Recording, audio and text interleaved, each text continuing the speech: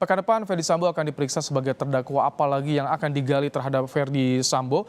Untuk membahasnya sudah bergabung bersama kami mantan Hakim Agung Gayus Lumbun dan kuasa hukum Yosua Huta Barat Yonatan Baskoro. Selamat petang Prof. Gayus, Mas Ya, Yonatan. Mas Ibrahim. Baik, saya ingin ke Petang, Prof. Mas Ibrahim. Gayus. Prof. Gayus, jelang pekan depan pemeriksaan terdakwa Ferdi Sambo, apalagi yang kira-kira digali terhadap Ferdi Sambo, karena kan hakim sebenarnya sudah cek juga tuh lokasi TKP, Prof. Gayus. Saya lebih berpendapat penerapan hukum yang tepat ya untuk menempatkan 340 atau 388 itu, sehingga keadilan itu terbangun dengan material ya, karena kebenarannya ditemukan secara material, yaitu sampai dengan kunjungan, bukan rekonstruksi saja tapi kunjungan oleh hakim, jadi bukan oleh JPU dan penyidik tapi oleh hakim. Hakim ingin menggali yang sebenarnya. Nah, kalau saya menganalisis 340 sebagai dakwaan primer, maka kita bisa mengaitkan dengan sengaja. Barang siapa dengan sengaja dan berencana lebih dahulu merampas nyawa orang lain. Ini 340 dan 338-nya itu dengan sadar merampas nyawa orang lain. Nah, dari kedua dakwaan ini, yang satu dakwaan primer, yang satu subsidiarnya atau penggantinya, seandainya itu tidak masuk, ini perlu sekali dipisahkan. Kalau saya mengikuti persidangan selama ini, hal yang menjadi motif pembunuhan itu tidak perlu diungkapkan karena sudah ada persiapan-persiapan. Jadi tidak perlu diungkapkan, tetapi motif mengapa seseorang itu mau melakukan pembunuhan. Nah, ini mungkin yang lebih digali. Maka saya menggunakan selalu persandingan dari KUHP itu dengan viktimologi. Satu ilmu lain yang menelusuri bahwa apakah benar kalau terdakwa ini Ferdi Sambo ini mempunyai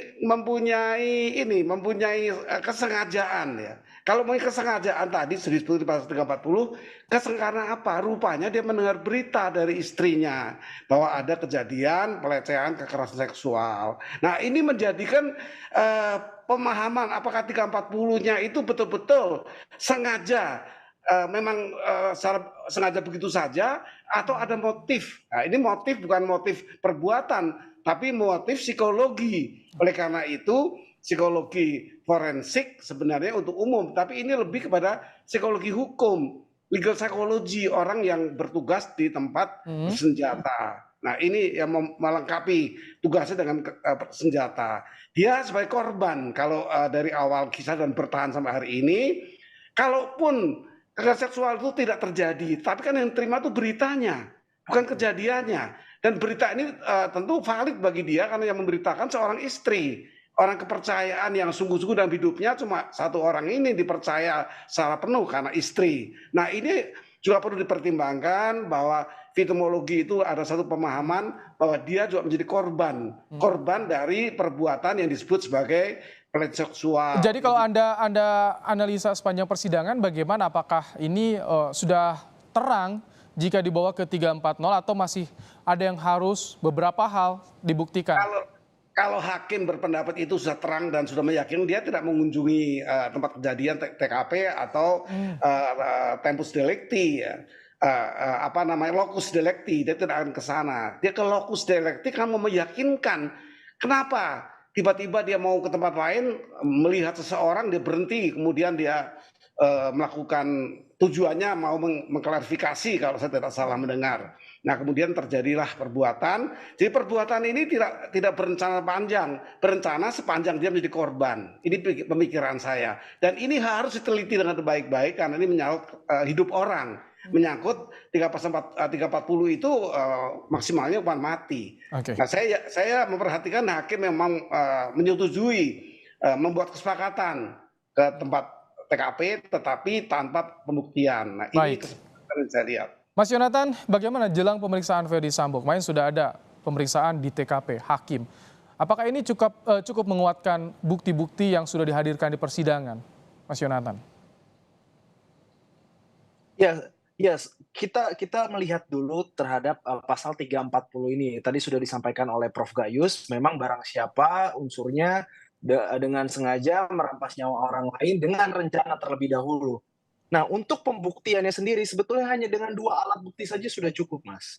Nah, ini saya ingin sampaikan, apalagi yang ditampilkan di dalam persidangan kita sudah lihat banyak saksi-saksi, banyak alat bukti termasuk ahli-ahli yang sudah dihadirkan, sehingga saya melihat di dalam pemenuhan unsur berencana terhadap FS, ini khususnya dan PC juga, itu sudah terpenuhi. Karena kalau kita melihat yang pertama barang siapa, artinya orangnya ada yang mampu bertanggung jawab, cakap hukum, begitu ya. Dengan sengaja, menghendaki dengan perbuatan yang nyata artinya. Nah, kalau kita lihat di sini kan memang sebelumnya ada rapat terlebih dahulu untuk pembagian tugas di Rumah Saguling.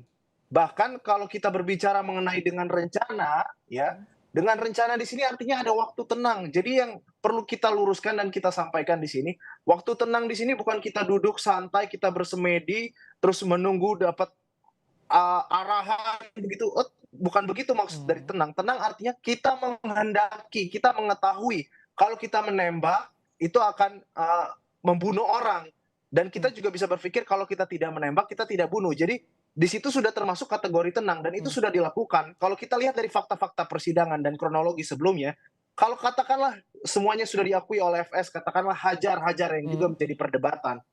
Nah, sebelum disebutkan hajar-hajar itu kalau kita melihat ke belakang, untuk apa disuruh isi magazin senjata dulu dan pistol, Baik. ya, Mas Yonatan, maaf saya potong. persiapkan. Ya, Kalau tadi yang disinggung sama Prof. Gayus, hakim kurang yakin, artinya mencek lagi TKP untuk menguatkan bukti-bukti. Kalau Anda melihat bagaimana? Apakah hakim sudah ada keyakinan di sini, sudah terang benderang kalau yang Anda perhatikan sejauh ini? ya, terkait hal tersebut memang tidak diatur oleh KUHP kita dan ini juga tidak lumrah begitu hakim datang ke TKP ya. Kami melihatnya karena ini kasus adalah sorotan publik sehingga hakim dalam memutus perkara ini harus sangat berhati-hati. Maka dari itu untuk menggenapi keyakinannya, hakim datang ke TKP untuk memastikan bagaimana hasil rekonstruksi, kemudian dari keterangan para terdakwa maupun saksi-saksi. Nah, nanti itu akan disesuaikan. Karena kan tidak bisa berdiri sendiri juga, keterangan saksi, keterangan terdakwa atau alat bukti semuanya ini harus sinkron begitu. Oke. Prof, Ya. ini apakah nanti ketika soal pembunuhan berencana, apakah ada beda ketika hakim menemukan soal peristiwa di Magelang yang tadi Anda singgung, ini bisa pengaruh nanti terhadap vonis atau bagaimana, Prof? Gini, Soal saya akan perencanaannya. saya akan melengkapi pemikiran saya tadi. Mhm. Di viktimologi ada suatu kisah, yaitu korban yang menjadi terdakwa. Korban ini seorang wanita diperkosa oleh keluarganya yang masih ada hubungan kerabat di rumahnya. Dia tidak mungkin mengungkapkan itu karena ini kecemaran buat semua keluarga. Dia memendam marah, dendam, kemudian ya bertumpuk ya kekecewaan segala macam, maka dia berniat membunuh. Maka dia dikenakan 340 karena dia bunuh dengan meracun. Nah, kemudian dia tertangkap dan dia memang mengaku.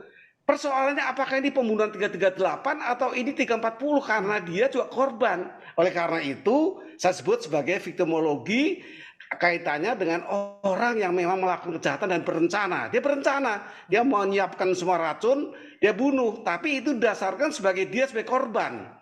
Itu motifnya adalah korban. Kalau tidak motif pembunuhan, tapi ini motif kejiwaan.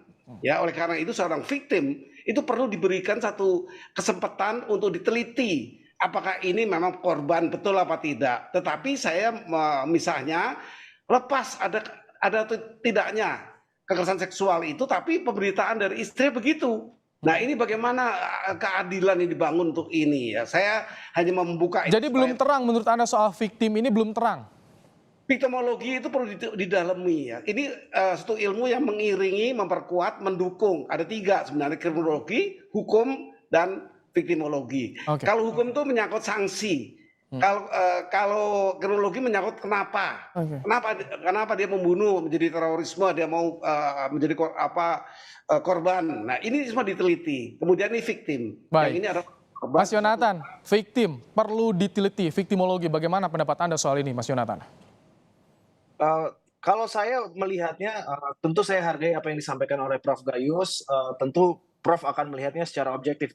Namun di sini ketika kami melihat fakta di persidangan, jika memang itu ada pelecehan, sebetulnya tinggal, apalagi pemerkosaan ya, tiba-tiba berubah di dalam persidangan, seharusnya bukti valid itu adalah bukti visum yang bisa dikeluarkan. Namun memang sampai saat ini kita tidak dapat melihat hal tersebut. Hal ini juga dikuatkan oleh ahli kriminolog yang memberikan pendapatnya di dalam persidangan, yang mengatakan bahwasannya alat bukti ya yang paling mutlak terkait pemerkosaan adalah hasil visum. Namun sampai saat ini tidak ada begitu. Kemudian kalau kita tarik lagi ke belakang sedikit, bagaimana mungkin jika seseorang pemerkosa yang sudah memerkosa tiba-tiba dipanggil lagi masuk ke dalam kamar 15 menit sesaat setelah diperkosa, kalau memang itu betul. Nah, ini kan secara nalar, logika sederhana, memang pelecehan itu tidak ada begitu, sehingga itu sebetulnya tidak perlu digali terlalu jauh kalau menurut saya. Yang penting kita Baik. fokus saja Ada beda kepada pandangan unsur soal pembunuhan tadi berencananya. viktimologi yang perlu digali atau tidak. Terakhir saya ingin Prof Gayus. Prof Gayus, ini kan pekan depan pemeriksaan terdakwa Sambo, tuntutan Eliezer juga. Apakah nanti akan ada pengaruhnya dari agenda keduanya, saling berpengaruh atau tidak? Tuntutan Tentu dengan pemeriksaan terdakwa. ya, akan berkait-kaitan, semua keadilan dibangun dari semua sisi dan semua ilmu pengetahuan untuk menjadikan satu keadilan. Saya tidak bisa memastikan apakah perkosaan itu ada apa tidak, ya. Tapi saya katakan, saya berangkat dari korban mendengar berita. Nah, berita itu dari seorang yang percaya istri. Ya, saya berhenti di situ, maksud saya, Baik. bahwa kejadian itu ada apa tidak, itu tanggung jawab dari nanti saksi yang bohong, kebohongan dari seorang saksi yang memberikan pada suaminya.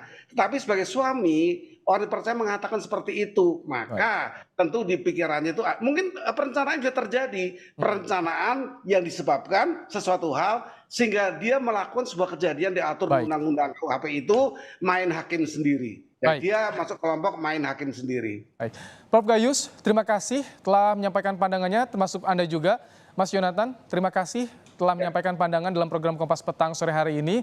Sehat selalu Terima kasih. Bapak-bapak. Terima kasih Pak Ibrahim. Terima kasih Mas Ibrahim. Prof, Yonatan. hormat, terima kasih. Baik. Ya.